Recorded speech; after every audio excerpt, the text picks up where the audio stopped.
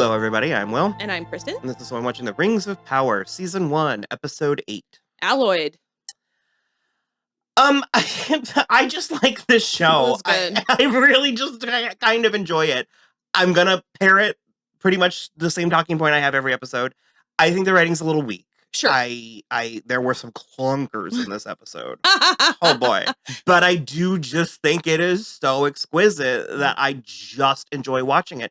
And also, I don't mind having a less challenging show in our roster of things 100%. that we go through. Because it's also like, you know, there were definitely like twists in this episode, but it wasn't anything that we hadn't already like thought maybe could be a possibility. Also telegraphed within an inch of its life. Yeah, especially the stranger, where I just was like, okay, like he didn't need to be like, in your language it might be wizard. I was like, you're Gandalf, man. I don't know. Do we think he is just blatantly Gandalf? I mean, the reason I think that yes, he's definitely Gandalf is because of how fervently he said, I am good, and like smote them down. I thought the connection to the Harfoots also kind of. Yeah. Mm-hmm. I also looked it up and they are all, I guess, I don't want to talk out of my ass because I know that I'll get shit for it, but Gandalf is like roughly 2,000 years old. So it would make sense. Yeah. The Halbrand is Sauron, which is a theory that has been floated, we'll go with, for weeks. And we got a lot of comments about it. And I kept deleting them because I didn't want you to get spoiled by it. Thank you. I did not. I had no idea. You didn't see it coming? That was the twist. He's been shifty the last couple episodes. I was like, there's actually no way he is like this king or whatever. There's literally no way. But I didn't follow the thought experiment that far. I was like, he's obviously grifting somehow, but then he also was like, I mean, I guess it's because he wants the technology to make the ring, the One Ring, but he was like being really helpful with Celebrimbor, and so it's like but that was the only one that I didn't know. I was unsure. Okay, I have like 3 talking points. One of the things is I listened to Pop Culture Happy Hour while I was driving out here, and they were talking about the first 6 episodes. And it was really refreshing to me because they largely liked the show. Yeah. They said there were things to nitpick, but of course. They largely enjoyed it, which is something that I've been curious because there's not a lot of chatter about this show online in the circles that I'm in, and what is overwhelmingly negative and gleeful in its negativity, and that's where I'm like really irritated. I'm sick of it. But because it's the same with House of the Dragon. Yeah, and that's what I mean with the whole, like, with a lot of these comments where it's sort of like, sure, maybe it's obvious at a certain point, but also, I mean, we're just along for the journey. Yeah. And the thing for me is it kind of retroactively earns all of the issues I was having with Galadriel. Because she just had this bull in a china shop mission.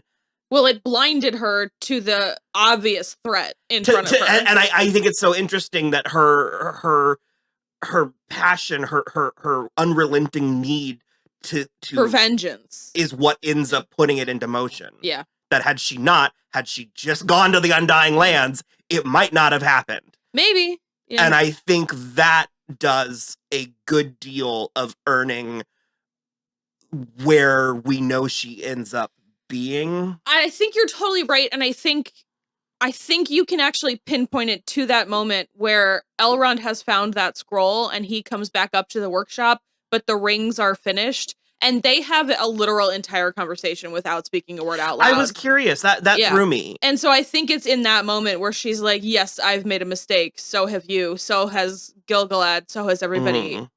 Are you gonna still do this with me? Because she gets the silver ring and I think he gets the blue one. That sounds right. Yeah, and then I don't know where the red one ends up. Celebrimbor was wearing. It was like purple and green and blue. I also Galadriel got a new dress and it was tight, gorgeous. Yeah. There's so much that, and I'm such a visual creature that beauty forgives a multitude of sins. And there's just the scene where she's talking to Halbrand in that courtyard, and the leaves were blowing in the wind, and I'm like, they're on a soundstage. Yeah. So someone's back there with a leaf blower. Yeah. And it really gives me what I want, what I desire from these massive, immersive fantasy worlds. Yeah. And Apparently, Elrond's my favorite. He's actually, like, first of all... It wasn't a decision on my point. It was a revelation to me because, sorry, I cut you off completely, but anytime that he's in a scene with someone else, I like them better. 100%. So his name is Robert Arameo. I think especially because what I read about behind the scenes stuff is that he very late in the game replaced Will Poulter. Will Poulter was supposed to be Elrond, and I was like butthurt that Will Poulter wasn't in this anymore. And I think I actually prefer it having largely unknown people in this show. I think it's like a lot nicer. And I think he is incredible. I think he imbues Elrond with everything he needs to have because there is like a wisdomous nature to him, but it's like a wisdomous young person where it's like, yes, you do have knowledge, but you haven't lived enough experience to actually put it to the exact proper use yet. I love it. And he's so good at it. He's handsome, but in an off-kilter way. Yeah, he looks like a goddamn elf. Well, I don't think so. I think Liv Tyler looks like an elf. Well, he's so pointy. But it's kind of squishy. So it's like, I don't know, I what's dig that it. one friend? No, I do, but what's that one Friends joke where they're like, yes, obvious beauty. I really like to have to work for it, yeah. But no, I think it's a little bit stealthy. You're not sort of like knocked off your socks by him the first time that you see him. So he's not unappealing, but it was over time that I really started to... In that way, I think it actually is like a one-to-one lateral move with Will Poulter, because it's only in the last couple years that Will Poulter became a fucking smoke show. And so that was really, largely for Adam Warlock. Exactly, yeah. So I'm really, I love everyone they ended up with in this show. I think everyone is doing the exact right amount. I certainly think it's good, but I agree with you about Galadriel having like this episode and like having these couple of nuanced moments, especially like her realizing how badly she has fucked up and then also keeping it quiet because she still knows that they still need this for the elves to like live. Because I was surprised why he didn't, because she didn't tell him that Halbrand was Sauron. She just was sort of like, I made a mistake, let it go. And he was like, okay. But then he found the scroll, but then didn't do anything with it. And I thought that was because they were being enticed by the ring. So I don't necessarily think so, because the scroll didn't say Halbrand is Sauron. Okay. It just sort of like the king sort of confirmed that he was not in the line of the kings, because also at no point were they like, he could have been like, oh, I'm a bastard. Like, I'm like, there was a bastard and that's the line I'm on or whatever. Okay, I hate Gil-galad. He's awful. Also, considering all the praise that we give, get another dress. Get another costume. You're the High King. Come on. And so, okay, this is my thing, and you people watching are welcome to let me know, because I this is a sincere question. If the tree, is this like a Beauty and the Beast situation where like when the last leaf falls, all of the elves fall down dead? Or like, because he just is like, no, it's over. Like there's no saving it. We're all dead. It's whatever. We have to go to the Undying Land. And I'm like, is there not like do you not then just live a mortal life where you could keep trying things? Because Elrond has to fight for 3 months to try to make something work. I'm not. I've had it explained several times via YouTube, comments, Wikipedia. I still don't fully understand the breakdown between the humans and the elves. I think based on what something Glenn Weldon said is that I think this is beneath the elves. I think that they can fighting for just being in Middle Earth. Okay. I think they are sort of like, we can just fuck off to heaven. Like, why on earth are we toiling in this crap?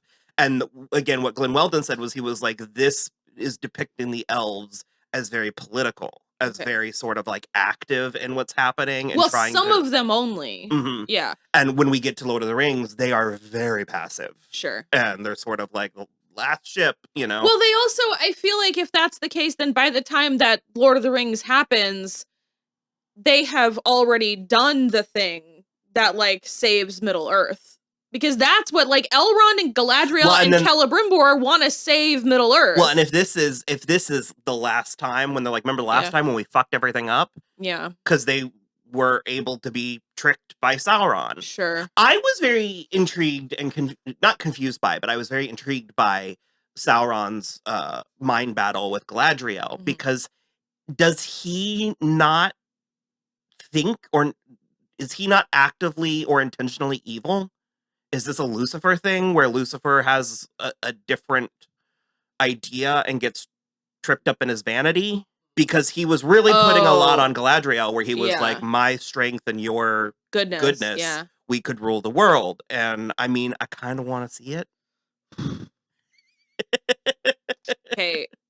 I'm not saying it's her responsibility. No, of course. I'm just saying she could save him, is all I'm saying. Or she would then be equally corrupted by whatever. So, beautiful and terrible as the dawn. Here's the thing. More than once in this episode, my husband was like, just fuck each other. To multiple duos of characters. I agree with that. I thought it was the most inappropriate with Nori and Poppy, but... No, my God. That is inappropriate. But it just is like, yeah, it's sort of like, why don't you do it? Like, I don't know. Yeah, he also, you were really very on brand. We are creatures of habit. He got hotter. As soon as he revealed. As soon as he was like, I'm the bad guy, I was like, I can save you. Well, I started to say this earlier, and I just make sure I did.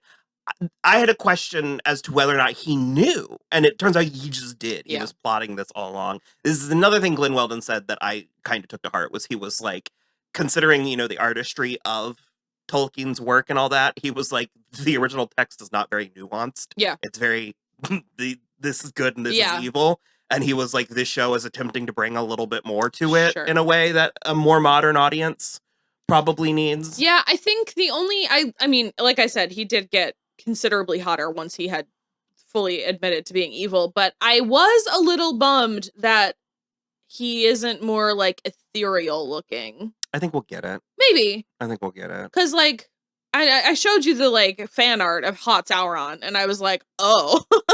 Well, because everyone thought that the one Macbeth witch was, they were cool. That was so cool. It was so good. I even forgive the Ewok-ness of the like 4 Harfoots somehow. That's what the Harfoots are. Taking them down, Trixieing them down. I really, and again, the aesthetic, the design, the production, any other production, first of all, would have just been one. But second of all, if there were 3, they would have been identical. And each one, I mean, was distinct. Hair, body, face. Yeah. Like, it just... that song's so good. But also just such a choice to shave her head. Yeah. That buzz cut, I don't know. And that whole scene where they were fighting, where she was fighting the stranger, the Istari is what they call it, which is wizard. It just means wizard. But I'm just...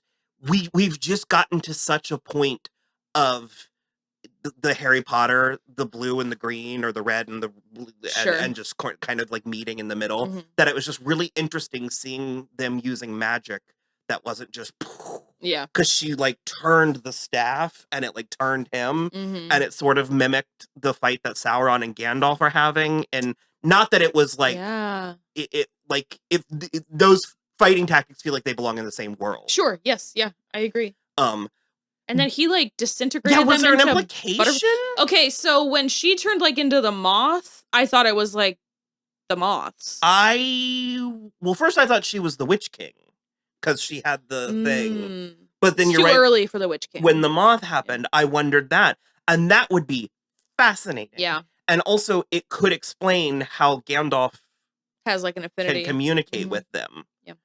I wouldn't hate that because I guess we don't know who they were, where they came from. No, they thought he was Sauron, though. They were seeking him out. Yeah. But I'm curious. It's way too early for the Witch King because the Witch King is like a whole different thing. And then all the like, it's like the corrupted kings that also had rings. Right. Yeah. Yeah. Considering the criticisms that I do have about the writing and the plotting being weak, I am surprised and impressed how invested I am with so much of the characters. It's not a 10 on the investment. No, but scale. I was bummed that Sadok... Okay, first of all... I was sort of like, That's rude. If you want to talk about being tricksy, he got hella stabbed and he like fell down and over, and then he was still being tricksy with a wound, and then he seemed like he was okay, and then he was like, ugh, time to die. And then he just sat down and watched the sunrise and died. Considering that this was like more than 70 minutes, that scene was like, I was like, come on. I was like, you're telling me Gandalf has no healing magic? Not at this point. Okay. Fine. But Poppy is apparently gonna like take over his like wayfinding duties. Mm-hmm. Yeah, they parted ways at the end. Nori's going with the stranger. That was really sad. I was getting really emotional. Really emotional. They were pretty effective from the go, yeah. like early on. My emotions have been at an 11 since Robbie Coltrane died earlier today, so I've been like on the verge of tears for like 11 hours. I only saw when we sat down. Oh, yeah. So yeah, and then she's going off with him, and they're following their nose. It felt like, because I noticed it when they said it, and then it's written here where the stranger chooses a direction based upon the sweetest smell in the air, advising when in doubt to always follow your nose. Oh, signifying he is Gandalf. Yeah. Okay. I was fighting you on that. I was like, we don't know. And well, I looked at a Screen Rant thing, and because I was like, which fucking one is he? I was like, I'm not playing this for 3 years until season 2 comes out. He is seemingly Gandalf. Okay. I said that. I pulled that date.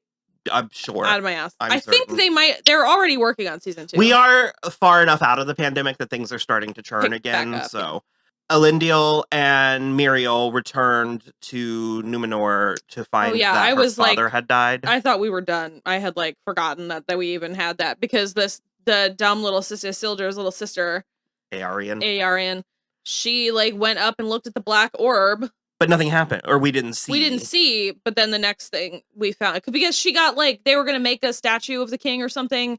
And so she and a bunch of other apprentices were allowed to like started draw talking to her and told her to make Aegon the king or something. It was like, which Aegon? You're killing me. Anyway, yeah. So he was like, you need to go upstairs, and she took the thing off the Palantir, and yeah, I don't know.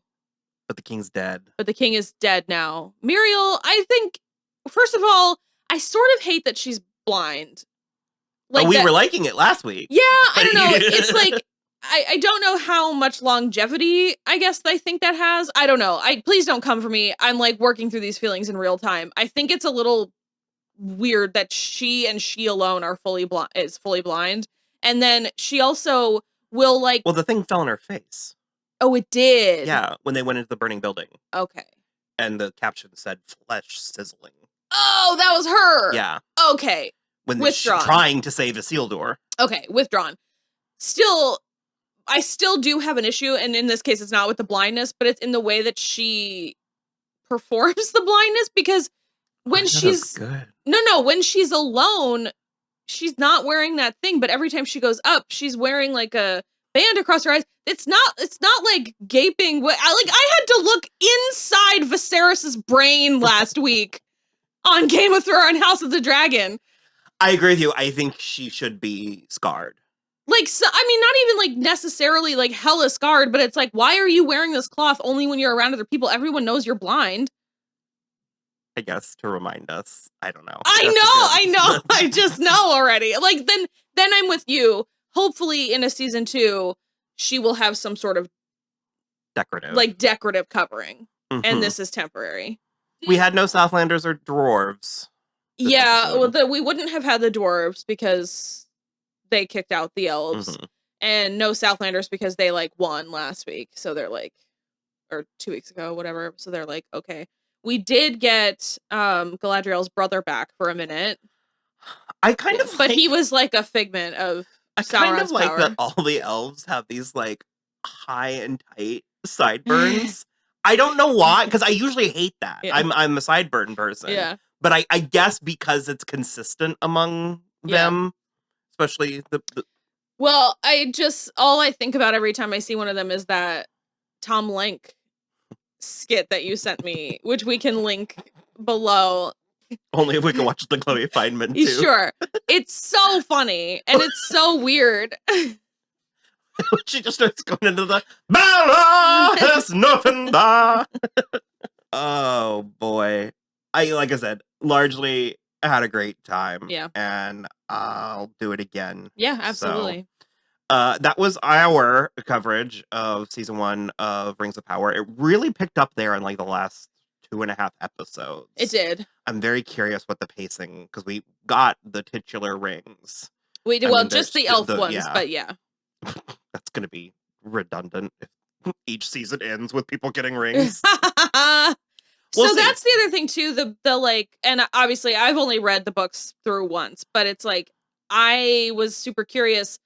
I thought, given Kate Blanchett's like voiceover at the beginning of the movies, that they all got the rings at the same time, like the elves and men and dwarves that all got the rings at the same time. I mean, I think that's where adaptation comes in, and even, I mean, in the prologue of the movies, that's just to catch everybody up. I mean, that's practically a short film in and of itself. Right. So, exactly. Okay. Yeah, we largely had a good time. Watch the space and check out our other content. And if you're so inclined, then check back on Sunday for the last episode. No. 2 episodes of House the Hot Tea. So, okay. Bye.